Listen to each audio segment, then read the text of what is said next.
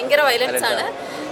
ചില സീനുകൾ കാണുമ്പോൾ നമ്മൾ അയ്യോ എന്ന് പറഞ്ഞു പോകും. പക്ഷെ ആർക്കോ ബ്ലഡ് മാത്രമേ ഉള്ളൂ, വേറെ ഒന്നും ഇല്ല. നല്ല എല്ലാവരും അടിപൊളിയാണ്.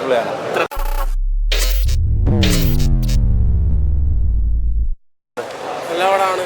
കൊള്ളാം. വയലൻസ് ഒക്കെ നല്ല രീതിയിലുണ്ട്. കൊള്ളാം, നല്ല പടമാണ്.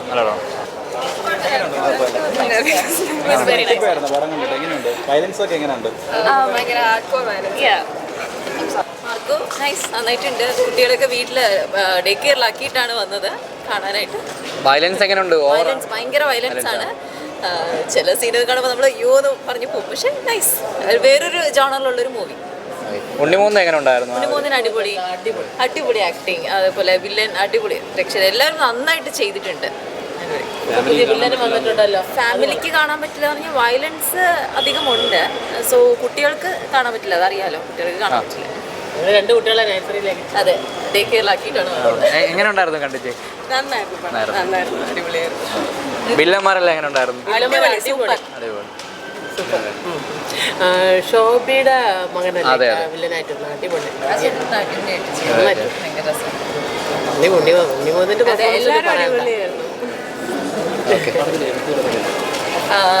പടത്തിലെ എടുത്തു പറയത്തക്ക ഡയറക്ഷൻ, മേക്കിംഗ് രക്ഷയില്ല. അത് ഭയങ്കരമായിട്ട് ഇഷ്ടപ്പെട്ട ഒരു കാര്യമാണ്. മേക്കിംഗ് നല്ല കിടിലൻ ഷോട്ട്സ് ഒക്കെയാണ്. ക്യാമറ വർക്ക്സ് ഒക്കെ അടിപൊളി. നല്ല എല്ലാവർക്കും എൻജോയ് ചെയ്ത് കാണാം. ആർക്കോ ബ്ലഡ് മാത്രമേ ഉള്ളൂ, വേറെ ഒന്നും ഇല്ല. നല്ല എക്സ്പീരിയൻസ് ആയിരുന്നു. സ്റ്റോറി വൈസ്ലി നോർമലാണെങ്കിലും ആദ്യമായിട്ടാണ് ഇങ്ങനത്തെ ഐറ്റം കാണുന്നത്. ഭയങ്കര റൂത്ത്ലെസ്സാണ്. എക്സ്പീരിയൻസ് ആണ്. കുറച്ച് ഇതുള്ളവർക്ക് കണ്ടുകൊണ്ടിരിക്കാൻ പറ്റത്തുള്ളൂ, വേറെ ആർക്കും പറ്റത്തില്ല. ഉണ്ണിമൂന്തൻ ഫസ്റ്റ് ടൈമാണ് പുള്ളിക്കാരൻ പൊളിച്ച് വെച്ചിട്ടുണ്ട്. പക്ഷേ റൂത്ത്ലെസ്സാണ്, ഫുൾ റൂത്ത്ലെസ്സാണ്. നല്ല ബ്ലഡ് കണ്ടിട്ട് എങ്ങനെയുണ്ട്?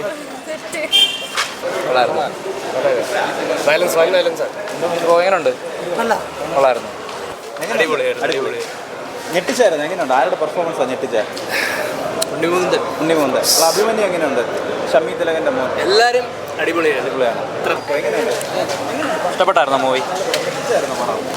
വയലൻസ് ഒക്കെ എങ്ങനെയുണ്ട്? നല്ല വയലൻസ് ഉണ്ട്.